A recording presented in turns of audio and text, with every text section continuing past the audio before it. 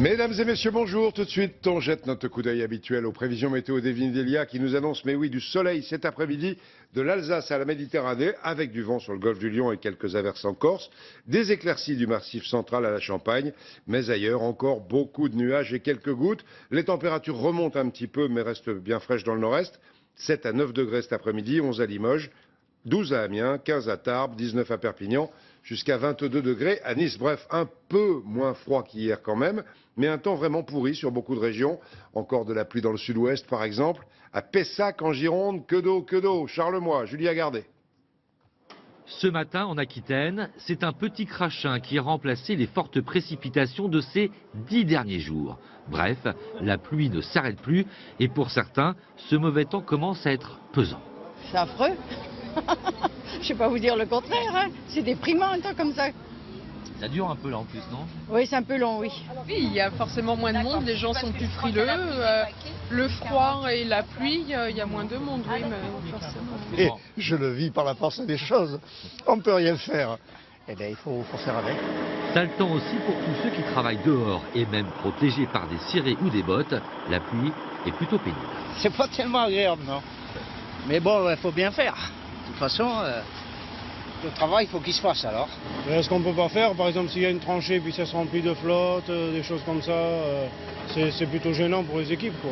Un temps gris, humide, des sols rendus glissants par les feuilles tombées des arbres, mieux vaut sortir bien couvert. Les bottes surtout, voilà. C'est ce qu'il faut, se couvrir pour ne pas sentir trop l'humidité. Ah bah oui, il vaut mieux se protéger. J'ai déjà commencé par avoir un bon parapluie à condition qu'il n'y ait pas trop de vent. Et les jours qui viennent ne sont guère mieux. Pluie demain, légère amélioration jeudi avant l'arrivée d'une nouvelle perturbation dans la journée de vendredi. Et pendant ce temps-là, les Bretons ne baissent pas les bras. Encore 2 radars automatiques incendiés la nuit dernière dans les Côtes-d'Armor. Ça fait 48 depuis le début de la crise. Et ce matin aussi, des salariés de Marine Harvest, l'entreprise de saumon, ont bloqué un site d'expédition à Plouénan dans le Finistère. 400 suppressions de postes ont été annoncées en Bretagne, vous le savez, dans leur entreprise. Le site de production à Poulaouen est occupé depuis une semaine. Des images de Frédéric Pirker. Colère bretonne sur fond d'écotaxes, de suppression d'emplois et colère nationale des artisans avec des actions prévues partout demain mercredi. L'Union professionnelle artisanale dénonce l'asphyxie des commerçants et des petits artisans, notamment à cause des taxes et de la fameuse hausse de la TVA prévue au 1er janvier. À Lyon, Gaël Charnet et Michael Clément. Complètement asphyxié, on a envie d'aller travailler ailleurs, c'est vrai. Travailler ailleurs ou mettre la clé sous la porte. Ce fleuriste espère ne pas avoir à s'y résoudre. Pour la première fois depuis 20 ans, son entreprise perd de l'argent. Un chiffre d'affaires en berne depuis 2 mois, auquel s'ajoute la TVA à 10%, applicable dès 2014. On ne va pas pouvoir augmenter les prix correctement en fonction donc, de cette TVA de 3 points. Donc en fait, on va répercuter sur nous au niveau du chiffre, sur notre marge à nous. C'est l'angoisse de ce maroquinier, maintenir l'emploi qu'il vient de créer. Sa boutique tourne, mais les charges l'étranglent de plus en plus. Ce sac-là qui est vendu 158 €, une fois qu'on a enlevé la TVA, les charges patronales, les charges sociales, le loyer, les assurances, l'achat de la matière, s'il reste une quinzaine d'euros, c'est le grand maximum. C'est pour faire une rajouture sur le cuir, on fait un parage dans ce sens-là. Chaque mois, les 160 premières heures de travail lui servent à payer toutes les charges. Tout l'argent qui rentre dans l'entreprise aujourd'hui, à 99%, il n'est pas pour moi personnellement. Il est pour faire tourner l'entreprise, pour payer ma salariée, pour payer les charges qui vont avec. Disons qu'aujourd'hui, je gagne moins qu'un RMiste. Certains mois, son salaire ne dépasse pas 400 €. Seul moteur désormais, la passion pour des milliers d'artisans qui réclament une baisse des charges de toute urgence pour continuer leur activité. Action nationale des commerçants et des artisans demain. Et pour protester contre cette hausse de la TVA, les centres équestres continuent à dire aussi leur inquiétude et à manifester un peu partout. Ce matin à Montpellier, par exemple, ils estiment que l'existence d'un tiers des centres équestres est menacée avec des milliers d'emplois à la clé. 400 chevaux lâchés dans les rues de Montpellier tout à l'heure qui étaient paralysés par cette manifestation de colère de toute la filière cheval. Des images de Jean-Vincent Molinier. Le ministre de l'économie a déjà indirectement répondu aux centres équestres comme aux artisans en disant qu'il ne céderait pas à ce qu'il appelle un poujadisme fiscal. À propos d'économie, sachez que la Banque de France vient de publier ses prévisions de croissance pour le 4e trimestre, plus 0,4% conforme aux prévisions. À tout cela et à ces colères qui grondent, j'ajoute la grogne contre les rythmes scolaires, une semaine cruciale avec des boycotts de parents et des grèves d'enseignants demain et après-demain, et dès aujourd'hui une grève des agents municipaux de Paris s'agit justement d'animer l'école avec cette réforme et qui réclament des moyens. Marie Crossel et Julien Bervillet. 11h30. Certains parents un peu perdus se font répéter le programme du jour. L'école est bien ouverte, les cours sont assurés, mais il n'y a ni cantine ni activité périscolaire. Résultat, des familles condamnées au système D. C'est un peu le bazar cette semaine, je vous avoue. Un grand marre, parce qu'il faut poser des journées, voilà. Et que les parents sont toujours pris en otage. Entre la nounou pour la cantine et la nounou à partir de 3h, ça me revenait presque plus cher que de prendre ma journée de congé. Donc voilà, une journée de congé. L'animation, c'est sur le parvis de l'hôtel de ville de Paris que les grévistes l'assurent aujourd'hui. Agents spécialisés des écoles maternelles, animateurs en première ligne de la réforme des rythmes scolaires, ils réclament plus de moyens. On réclame déjà une hausse de salaire de 100 € par mois minimum pour tous les animateurs titulaires. On demande à ce que les contractuels puissent travailler à temps complet. On ne vit pas bien quand on a 950 € par mois. Et plus encore que les animateurs, les assistantes maternelles ont vu leur métier évoluer avec les nouveaux rythmes. Maintenant, on fait de l'animation qu'on n'en faisait pas. Donc nous, on veut être reconnus pour ça aussi. Donc plus effectif aussi, plus de moyens, plus de reconnaissance. En gros, en résumé, c'est ça, quoi. Demain et jeudi, les enseignants prennent le relais de la contestation. Certains plaident pour des aménagements de la réforme. Les plus radicaux exigent son retrait. Demain, je vous l'ai dit, ce sont les parents qui prendront le relais dans toute la France, avec déjà quelques enseignants dans quelques départements. Les parents veulent boycotter l'école du mercredi à Courcelles-Chaussy, en Moselle. Vincent Ditch et Christophe Annès. Depuis la rentrée de septembre, les 380 élèves des écoles maternelles et primaires de Courcelles-Chaussy sont passés à 4 jours et demi de classe par semaine. Pour de nombreux parents, le constat est le même. Plus les enfants sont petits, plus le changement de rythme est difficile. La différence, c'est que c'est 5 jours de lever le matin. C'est très dur pour eux. Avant le mercredi, même ne serait-ce qu'une heure, ça leur faisait du bien. Ils pouvaient se reposer. À 6h30, elle dort déjà. Ils sont fatigués. Les mercredis, elle ne peut pas faire d'activité. Elle avait danse avant, maintenant il n'y a plus de danse. Bon, maintenant elle va à l'équitation le samedi, mais bon, c'est quand même chargé. Hein. Un collectif de parents contre la réforme des rythmes scolaires a donc été créé pour demander une nouvelle réforme au niveau national, mais aussi des aménagements locaux. Il n'y a pas d'aide aux devoirs, donc ils finissent à 15h30, mais les devoirs pour les parents qui travaillent sont quand même faits à 18h, 18h30 le soir. En sortie d'école à 15h30, effectivement, il n'y a aucune possibilité d'avoir une prise en charge culturelle, sportive ou artistique qui a été effectivement organisée par la commune. À Courcelles-Chaussy, il existe bien un accueil périscolaire, mais il est payant et aux activités limitées. Les aides de l'État pour la réforme des rythmes scolaires, la mairie a préféré les garder pour des investissements matériels, puisque ces aides ne sont garanties que 2 ans. Et après, on ne sait pas du tout si ça va perdurer ou non. Dans quel cas, il n'était pas question de mettre en place des activités pérennes. Comme partout en France, le collectif contre la réforme des rythmes scolaires de Courcelles-Chaussy appelle les parents à boycotter l'école ce mercredi, avant d'aller manifester dans les rues du village. Donc une semaine agitée dans l'éducation. Notez aussi que des maires montent également au créneau. Plusieurs dizaines d'élus ont signé une pétition. Ils la présentaient ce matin pour ne pas appliquer la réforme à la prochaine rentrée s'ils ne savent pas comment la financer. Écoutez l'ancien ministre de l'UMP, Valérie Pécresse. L'injustice profonde de cette réforme vient du fait qu'elle n'est pas financée. L'argent n'est pas là. Et comme l'argent n'est pas là, eh bien les communes feront avec leurs moyens. Comment voulez-vous qu'une commune populaire aujourd'hui, comment voulez-vous qu'une commune rurale augmente les impôts entre 5 et 10% pour financer cette réforme? On est en plein ras-le-bol fiscal. Comment voulez-vous que les maires assument une réforme pareille? C'est impossible, c'est injuste. Voilà, les rythmes scolaires et en général, on l'a constaté depuis le début de ce journal, encore une semaine bien lourde pour le gouvernement. Les sifflets et les huées qui ont accompagné François Hollande hier sur les Champs-Élysées ont renforcé ce sentiment de malaise. Certes, Manuel Valls dénonce des factieux, mais il appelle en même temps la gauche à garder son sang-froid. Les rumeurs de Jean-Marc Ayrault se font de plus en plus insistantes ce matin, y compris au sein du PS. Écoutez ce qu'en dit le Premier ministre lui-même. J'ai une tâche difficile à accomplir.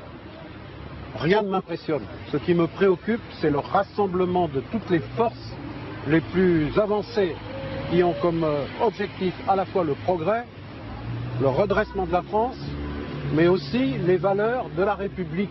Et je n'ai aucun doute sur le soutien des parlementaires socialistes, députés et sénateurs, comme du soutien de toute la majorité. Le Premier ministre dit aussi qu'il ne se laissera pas impressionner, mais même au sein de son camp, ça s'agite beaucoup. Christophe Jacobizine, alors que le président est au plus bas historique dans les sondages, qu'est-ce qui peut se passer? Alors, 2 bémols pour commencer, Jean-Pierre. Des manifestants brisant le tabou de l'unité nationale le 11 novembre, on est d'accord, c'est déplacé, tout le monde en convient. De la même manière, un député socialiste, Malek Bouti, qui demandait ce matin dans le Parisien le départ du Premier ministre Jean-Marc Ayrault, c'est excessif et contre-productif. On a vu tout à l'heure ce matin à l'Assemblée le groupe socialiste comme un seul homme derrière le Premier ministre pour le soutenir. Mais en même temps, évidemment, ces 2 phénomènes éruptifs sont les 2 arbres qui cachent la forêt du mécontentement des Français. Ils sont le révélateur d'une situation politique explosive. Vous l'avez dit dans le journal, Jean-Pierre, le mouvement des Bretons, des bonnets rouges, les destructions de barrières écotaxes et de radars également, les manifestations des artisans contre la hausse de la TVA au 1er janvier, les manifs prévus encore le week-end des 30 novembre et 1er décembre par les bonnets rouges, mais aussi par le front de gauche. Le gouvernement est bel et bien confronté à une fronde sociale et fiscale qui se généralise comme une traînée de poudre. Regardez Christophe, pour résumer ce que vous venez de dire, c'est la une du Monde qui sort cet après-midi. François Hollande bousculé par l'exaspération sociale et politique. Voilà la une du Monde. Alors comment peut réagir le président, Christophe? Un remaniement, une dissolution? Alors pour le moment, ces 2 hypothèses sont complètement écartées par François Hollande. D'abord parce que le président finalement savait depuis le début de son quinquennat qu'il serait un président impopulaire. Tenez-vous bien, il y a 1 an, il le disait en privé à ses ministres incrédules. Dans quelques mois, vous ne pourrez plus mettre les pieds dehors sans être hué. Eh bien effectivement, c'est ce qui se passe. François Hollande aujourd'hui se dit qu'il avait donc raison, que son plan se déroule comme prévu, si je puis dire. La suite de ce plan, Jean-Pierre, endurer et tenir. Et peut-être n'avait-il pas prévu l'ampleur de ce mécontentement. Et je vous le dis, moi, ce matin, officiellement et officieusement, à l'heure où je vous parle, François Hollande n'a prévu aucun plan B. Merci beaucoup Christophe.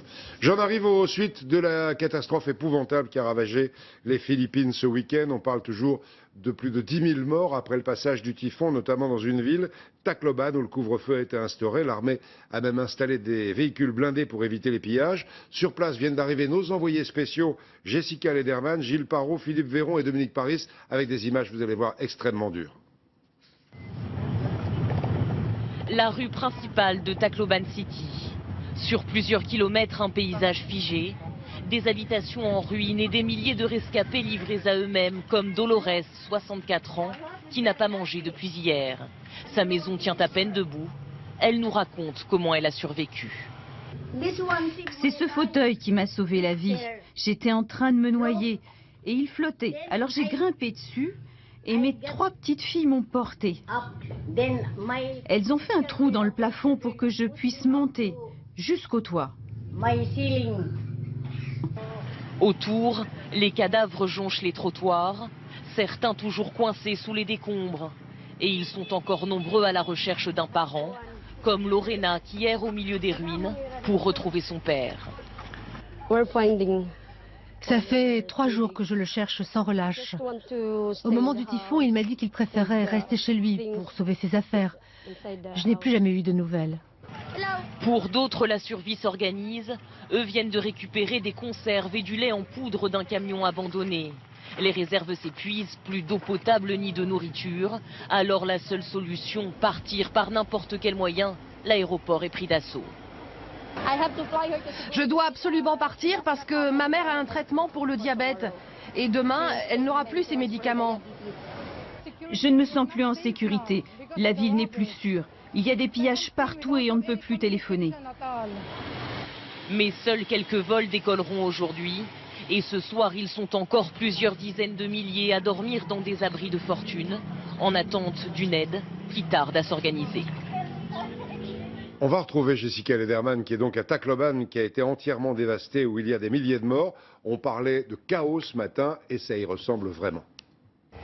L'urgence, Jean-Pierre, est avant tout sanitaire. Vous l'avez vu, il reste des cadavres dans les rues et avec l'eau, avec l'humidité, on craint ici des épidémies. Urgence médicale donc, mais globalement, les rescapés manquent de tout. Il n'y a pas d'eau courante, pas d'électricité et les stocks de nourriture sont extrêmement limités. Les routes sont toujours impraticables et c'est ce qui explique d'ailleurs que l'aide tarde à atteindre ces zones sinistrées. Ce qui est frappant lorsque l'on arrive ici, c'est le manque de secours dans les rues. Certes, des militaires et des policiers ont été déployés pour assurer la sécurité, mais aussi pour empêcher les pillages chauffage, surtout la nuit. Mais globalement, les habitants sont seuls à nettoyer, à déblayer les décombres. Des habitants qui, malgré la situation, restent dignes et qui espèrent, nous ont-ils dit, reconstruire leur ville au plus vite. Voilà pour ce témoignage de Jessica Lederman. Donc l'état de catastrophe nationale a été décrété, bien sûr. Tacloban, principale ville touchée, mais on est encore sans nouvelles de nombreuses autres localités dévastées. Le point avec Axel Monnier. Dans cette maison,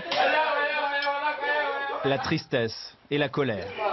La mère de famille a été écrasée par un arbre. Et dans ce paysage dévasté, ils doivent eux-mêmes enterrer le corps. Je suis totalement désespéré. Je n'ai plus rien. Dans les rues de Tacloban, cet homme tente de dresser la liste de ses voisins disparus. Nous avons aussi trouvé un homme et une femme dans cette maison. Impossible d'établir un bilan. Les secours ne cessent de découvrir des corps dans les rues, dans les maisons effondrées. Des victimes parfois bien difficiles à identifier. La mort est partout. L'odeur pestilentielle. Les secours ne sont toujours pas revenus ici. Ils nous disaient qu'ils reviendraient après 3 jours. Pourquoi n'enlèvent-ils pas tous ces cadavres? Ça sent très très mauvais. Les blessés sont soignés dans des dispensaires de fortune. Mais pour tous, l'urgence, c'est de manger. Et ceux qui n'ont plus rien vont directement se servir en nourriture, en vêtements aussi, dans les centres commerciaux désertés. Nous avons besoin de nourriture. De l'eau, nous en avons, mais la nourriture, le riz, c'est tout ce dont nous avons besoin. Face à cette situation humanitaire dramatique, des avions commencent à évacuer des centaines de sinistrés. Dans l'aéroport de Tacloban, en ruine, les habitants se pressent, parfois dans l'épuisement, l'énervement. Il nous faut partir, aller dans un endroit où nous pourrons manger, trouver un abri. À leur arrivée à Manille, les nombreux blessés sont pris en charge. Sur le tarmac de la capitale philippine, ils croisent des militaires américains venus aider les victimes du typhon. Et à 200 km environ au sud de cette zone entièrement dévastée, autre envoyé spécial, Laurent Aubaine sur l'île de Sébou. Laurent, vous êtes en direct avec nous. Une bonne partie de l'aide humanitaire va passer là où vous êtes et les besoins sont vraiment gigantesques.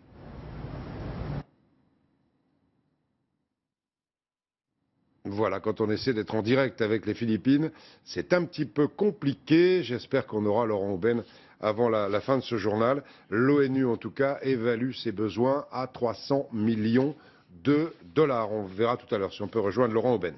En France, on revient au chapitre mécontentement avec une autre colère, celle des sages-femmes.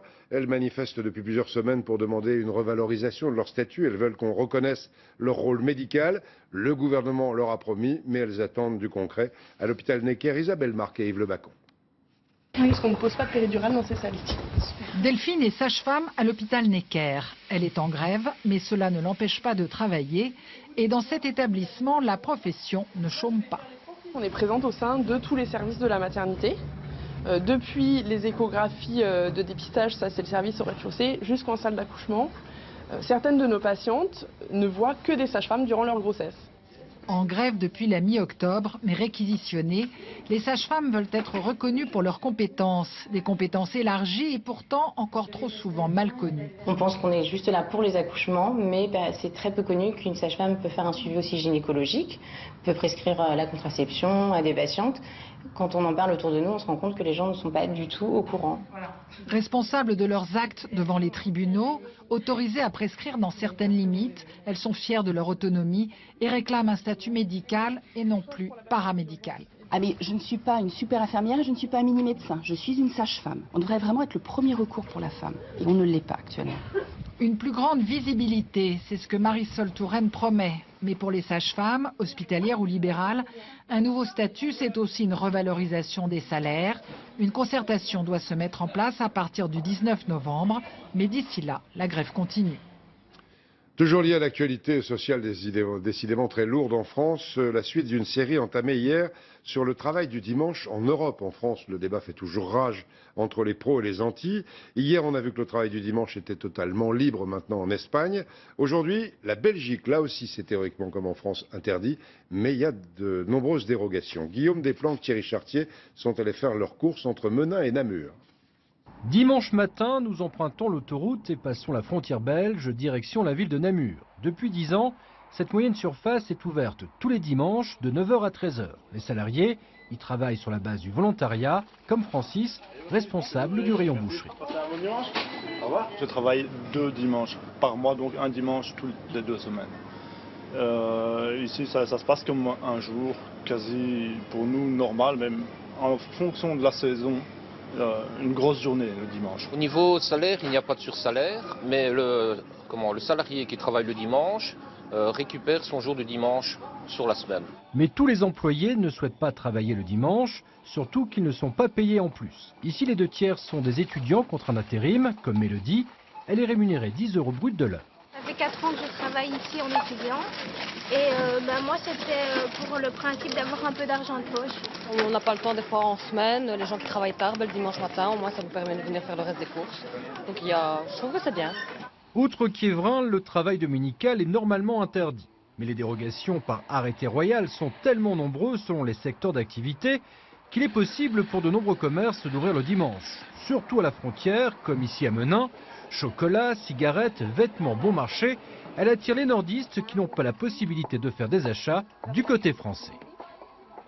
La suite de notre voyage européen du travail le dimanche, demain. Et je reviens à l'actualité en France avec une nouvelle qu'on apprend à l'instant. La manufacture de pianos Pleyel, les fameux ateliers Pleyel, devraient fermer leurs portes à Saint-Denis avant la fin de l'année. On y reviendra bien sûr ce soir ou demain. La fin des pianos Pleyel, dernière entreprise à fabriquer des pianos en France. Une 60aine de victimes d'une escroquerie aux pompes funèbres dans la région parisienne. Les escrocs n'ont décidément aucune pudeur. Les familles avaient payé les obsèques de leurs proches, mais les pierres tombales n'ont jamais été posées. Une enquête est en cours. Dans les Yvelines, Pauline Lefrançois, Éric Delpech. Depuis 1 an, Alain Cousin attend. Il espère qu'un jour, la tombe de sa mère et de son beau-père ressemblera aux autres. Car malgré les apparences, cette tombe dallée en béton n'est pas achevée. J'ai commandé aux prestataires des pompes funèbres des travaux que j'ai payés et qui, à ce jour, n'ont pas été réalisés. Cet homme a été escroqué par un entrepreneur de pompes funèbres qui a vendu sa société depuis. Et il ne cache pas sa colère. C'est écœurant de voir que certaines personnes abusent de la vulnérabilité des gens et de la détresse des gens, surtout dans ces cas-là. Comme lui, une 60aine de personnes se sont fait avoir. Cette famille a souscrit l'année dernière un contrat obsèque de 10 000 € auprès de cette même société. Elle paye, mais 6 mois plus tard, elle reçoit un courrier lui demandant de régler à nouveau ce contrat à un organisme de prévoyance obsèque. Il y a eu des chèques qui ont été encaissés, mais pas par les bonnes personnes. Voilà. Donc on est un peu, on en est là. Oui, c'est ça. On ne sait pas. Les victimes ont porté plainte, tout comme cet homme qui a racheté la société en croyant faire une bonne affaire. Aujourd'hui, Stéphane Royer est piégé. Il a récupéré des dossiers frauduleux. Pillage. Je trouve ça scandaleux au niveau des pompes funèbres et ça salit le métier. Une enquête est en cours. La société de Stéphane Royer est, elle, actuellement en redressement judiciaire. Un bateau de croisière s'est échoué ce matin sur le Rhin entre Strasbourg et l'Allemagne. Panne de moteur. À bord, plus de 200 touristes anglais et américains surtout. Ils ont dû être évacués, mais plus de peur que de mal. Sur place, Émilie Plantard et Joseph Pasquier. La coque n'est pas percée. Les pompiers ne déplorent aucun blessé. À bord, 200 passagers, en majorité des Américains et des Anglais, qui dormaient lorsque leur bateau s'est échoué vers 3 h du matin. C'est une autre compagnie qui les a ramenés sur la terre ferme ce midi. Nous nous sommes vraiment sentis en sécurité. Je dormais quand j'ai senti un choc et on s'est arrêté. Le navire est parti dimanche de Bâle en Suisse en direction d'Amsterdam. Strasbourg était une des escales de la croisière. C'est la manœuvre pour accoster qui a provoqué l'échouage du bateau. Et il s'est approché trop près de la rive et le fond n'étant pas suffisamment profond, il s'est échoué. Le Rhin a un débit relativement élevé en ce moment. Il faisait nuit, il y avait du brouillard. Je pense que c'est des conditions qui n'ont pas facilité sa manœuvre. Une enquête a été ouverte pour déterminer les causes de cet incident. Les passagers, quant à eux, sont partis visiter Strasbourg, comme cela était prévu dans leur programme. Plus de peur que de mal, je vous l'ai dit. Tout à l'heure, on parlait de la météo et de la pluie qui continue à tomber un peu partout. Dans le Pas-de-Calais, ce sont les vagues et les grandes marées de la semaine dernière qui inquiètent les gens du côté de 800 notamment. La semaine dernière, une dune qui protège les maisons a reculé d'une dizaine de mètres. Guillaume Desplanques, Sabrina Ben Saïd. À 800, les riverains sont de plus en plus inquiets. La dune qui protège une partie des habitations recule de plus en plus par rapport à la mer. Lors des dernières grandes marées, il y a tout juste une semaine, une partie du site a totalement disparu. On commence à s'affoler parce que là, il n'y a plus rien, il n'y a plus que quelques mètres et nous, on a nos maisons derrière. En cas d'inondation, la maison de Daniel serait l'une des premières touchées. Selon cet habitant, c'est toute une partie du village qui est en danger. C'est très inquiétant, mais pas seulement pour nos maisons, mais également pour tout le bas 800 et le camping. Parce que nous sommes par rapport au bas du camping à peu près 1 mètre, 1 mètre 50. Et l'eau va passer chez nous, mais elle va se déverser en bas de 800. Pour retarder le désensablement de la dune, des centaines de pieux et de brise-lames ont été installés sur la plage. Malgré leur présence, l'érosion progresse selon une association de sauvegarde du site 5 fois plus vite que prévu.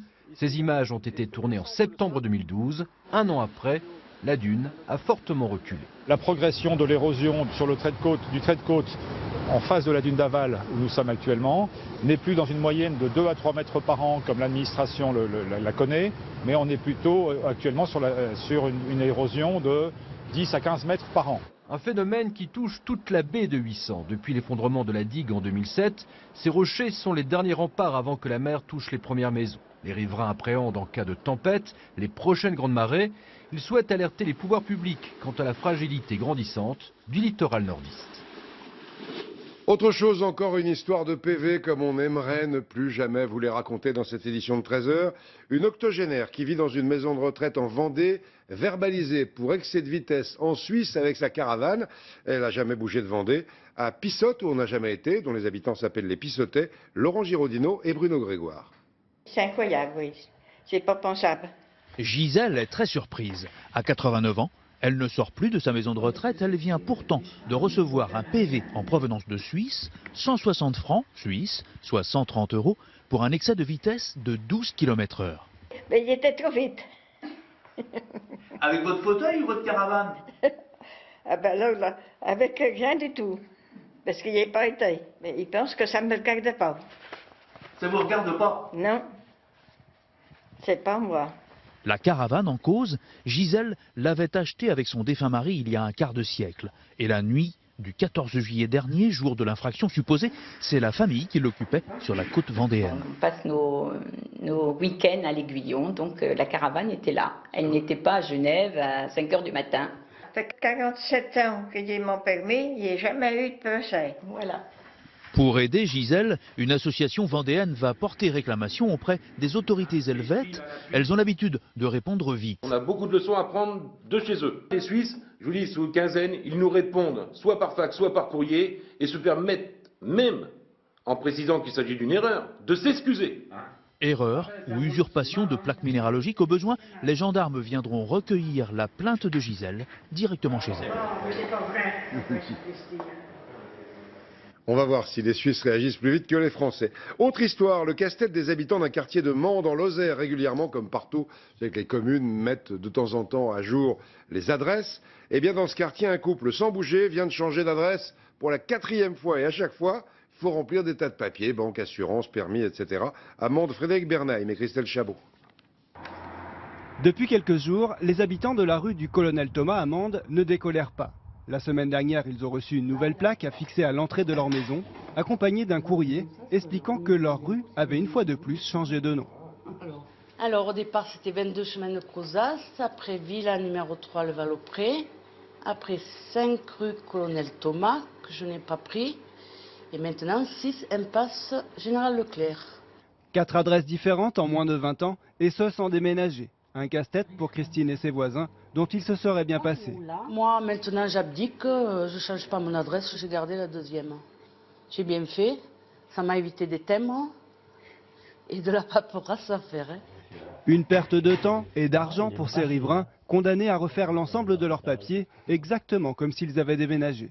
On en a ras-le-bol. On l'a déjà fait pour les adresses précédentes, alors on commence à en avoir marre, quoi. Parce que chaque fois, on en a pour 150, 200 €. Nous, on a 5 véhicules, Donc 5 cartes grises à refaire, 5 plaques d'immatriculation. La mairie explique dans un courrier que ce changement résulte d'une mise en conformité et concerne une cinquantaine de rues de la ville de Mende. Dans le quartier, à ma connaissance, il doit y avoir l'impasse du Général Leclerc, la rue Henri Cordès en dessous, et peut-être la rue des Maquisards. Que les enfants se rassurent, le Père Noël, paraît-il, connaît toutes les cheminées du quartier. Et maintenant, je reviens aux cérémonies qui ont marqué hier le 95e anniversaire de l'armistice du 11 novembre. Dans quelques mois, on fêtera le centenaire du déclenchement de la Grande Guerre en 1914. Et partout, à cette occasion, on prépare des commémorations, par exemple en Lorraine, où on a collecté des dizaines de milliers de photos de particuliers. Un véritable trésor documentaire qu'on peut voir sur un site internet avec le Centre Images Lorraine. À Nancy, Alison Tassin et Christophe Annès.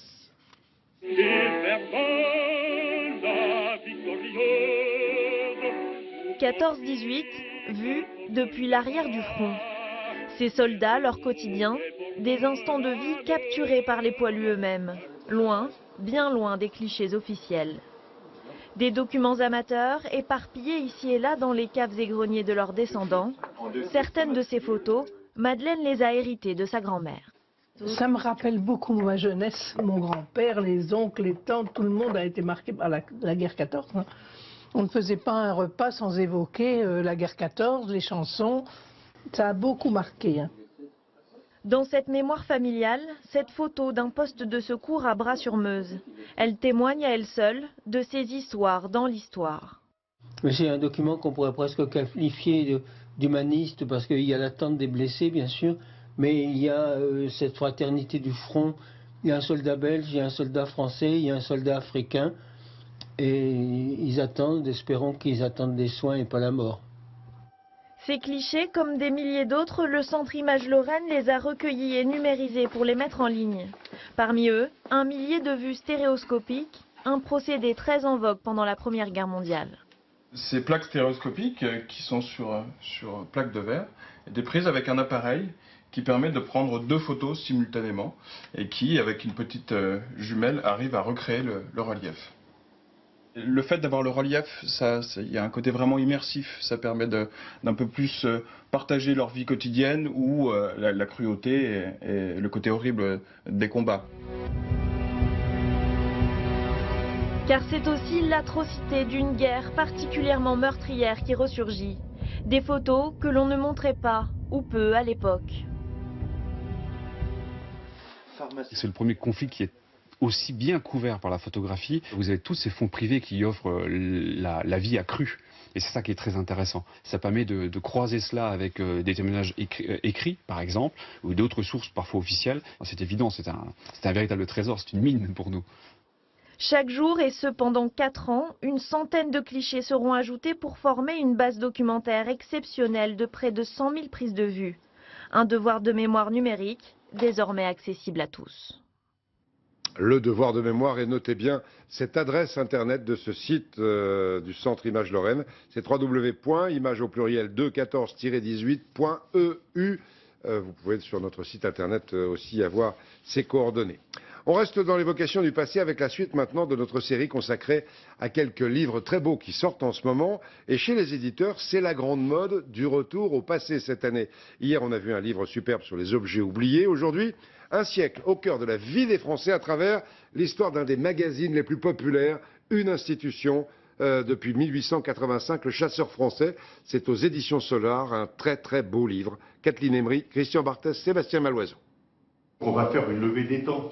Relais de chasse à la mode Beuvron en Sologne. Quelques amis chasseurs se retrouvent pour une levée des temps. Tous sont de fervents lecteurs du Chasseur français. On va y aller, c'est parti. Moi je lis le Chasseur français depuis l'âge de... Dis-le pas. Bon, je ne le dis pas, 16 ans. Donc ça fait une petite 60aine d'années. Il y a toujours des choses intéressantes. On parle de chasse, on parle de pêche, on parle de toutes les choses qui me passionnent dans la vie. Le premier numéro, c'était en juin 1885. 4 pages très spécialisées, consacrées aux armes et à la chasse. Voilà l'histoire d'un magazine hors norme qui est sorti d'une entreprise de manufacture d'armes et de cycle de Saint-Étienne et qui est devenu un phénomène de société puisqu'il accompagne les Françaises et les Français depuis donc 128 ans. Dans les années 1900, le chasseur français compte 48 pages, 30 rubriques, parle de chasse mais aussi de pêche, de cuisine, de voyage et publie ses premières annonces matrimoniales. La formule le mènera au succès.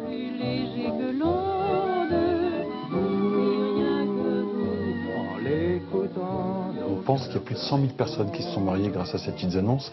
Et si je m'amusais à prolonger le raisonnement, on pourrait arriver presque à 1 million de naissances entre les enfants, les petits-enfants, les arrière-petits-enfants. C'est complètement phénoménal, le chasseur français.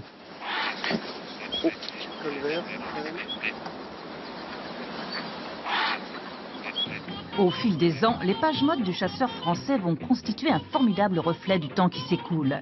Les femmes raccourcissent leurs robes, conduisent leur voiture et consomment.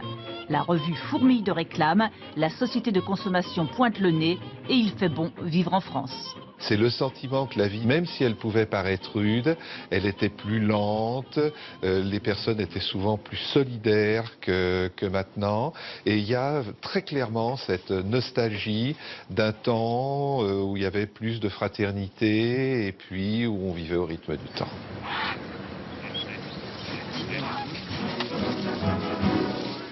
En 1936, les congés payés font des heureux. La manufacture française d'armes et cycles de Saint-Étienne produit des bicyclettes. Le chasseur français devient donc le promoteur des vacances à vélo.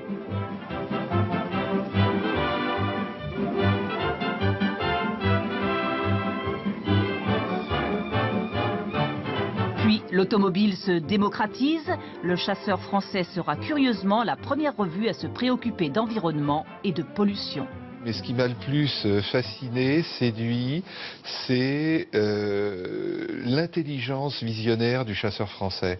C'est-à-dire que, par exemple, dans le chasseur français, il y avait des sujets sur le réchauffement de la planète dès la fin des années 40. Ces dernières années, la France se transforme sous l'œil attentif du magazine qui tire désormais à 350 000 exemplaires chaque mois. Le mensuel joue de plus en plus la carte de la ruralité, défend les savoir-faire locaux. On est dans une approche extrêmement positive et pas du tout passéiste. Au contraire, on veut montrer que dans nos campagnes, dans nos petits villages, les gens prennent leur destin en main. Où trouver des trompettes de la mort, comment choisir la meilleure cartouche pour tirer une bécasse, comment cuisiner un cuisseau de chevreuil. Plus d'un siècle après sa création, le chasseur français perdure grâce à l'attachement unique de ses lecteurs. Voilà, un siècle du chasseur français dans ce beau livre chez Solar, alors que chez Michel Lafon, on s'est intéressé à la maison mère, Manu France, la manufacture d'armes et cycles.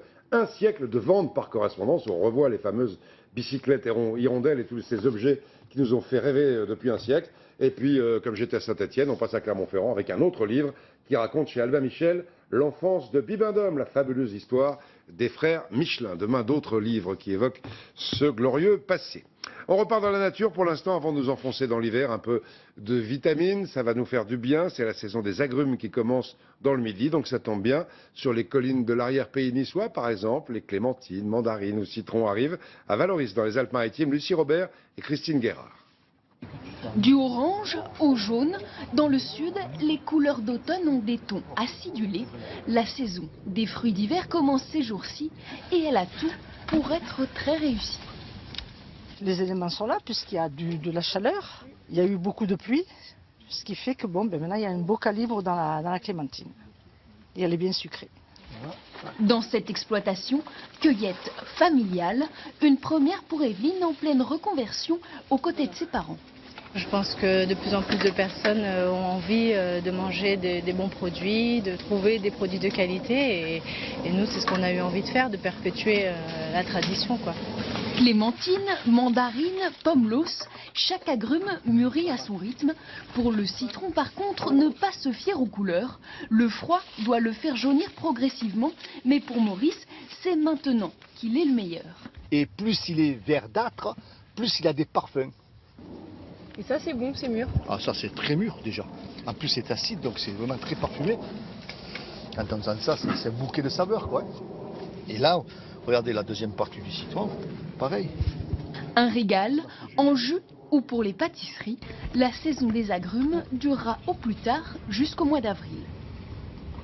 Voilà, l'automne, saison des agrumes avec l'hiver, c'est aussi une saison magnifique en ce moment pour se promener dans les forêts. Et c'est l'une autre série de la semaine. Quand il pleut pas trop, les couleurs des forêts sont magnifiques. Après les Cévennes hier, on part aujourd'hui dans l'Aude avec sa fameuse montagne noire où la forêt est si dense entre Castan et Pradelles-Cabarde. Pascal Michel et Paul-Étienne Zanne. C'est un peuple invisible, caché dans la forêt.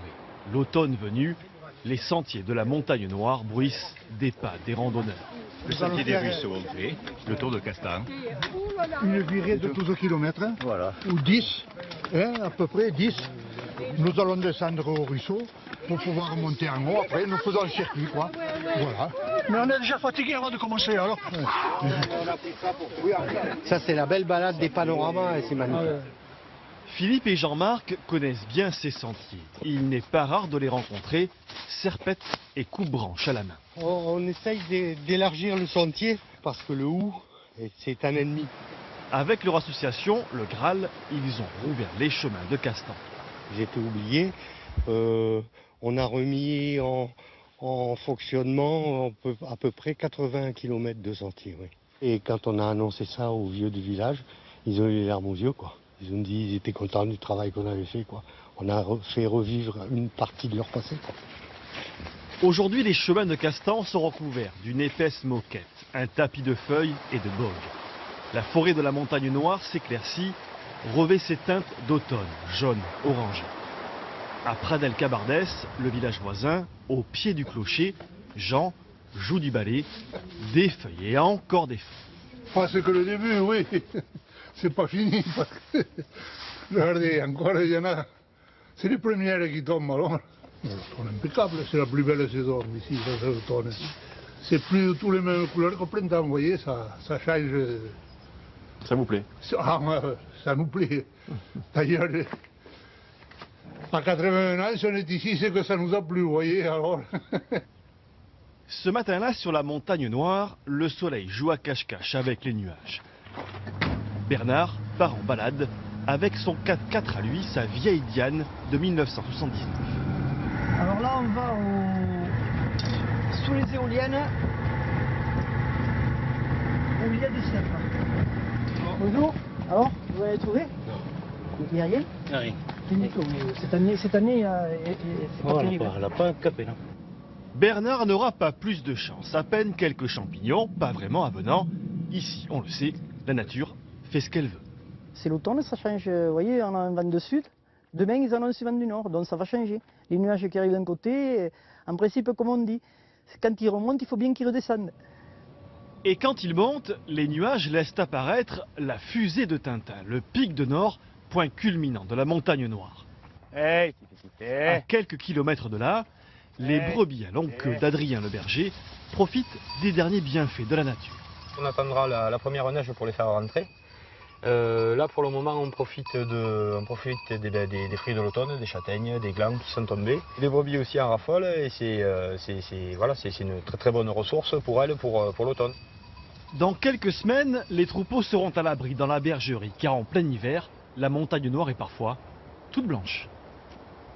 Merci à Pascal Michel de nous avoir fait partager cette belle balade. Demain, on continue, autre région, autre promenade dans les vignobles de Côte-du-Rhône, cette fois avec Didier Guyot. Un petit coup d'œil à la bourse de Paris, elle continue à baisser un petit peu, comme hier matin, moins 0,2%, à l'heure qu'il est à 4281 points. Dans un instant, les prévisions d'Evelyne Delia. À 20h, Gilles Boulot, merci pour votre immense fidélité. Hier, vous avez été plus de 8 millions à nous regarder, on est très fiers. Certes, il faisait froid dehors, mais on est fiers. Et pour nous quitter, oubliez encore un peu la pluie et le froid, eh ben on repart du côté de Valoris pour respirer le parfum délicieux de ces mandarines ou de ces citrons. Ça fait beaucoup de bien. Bon après-midi, à demain.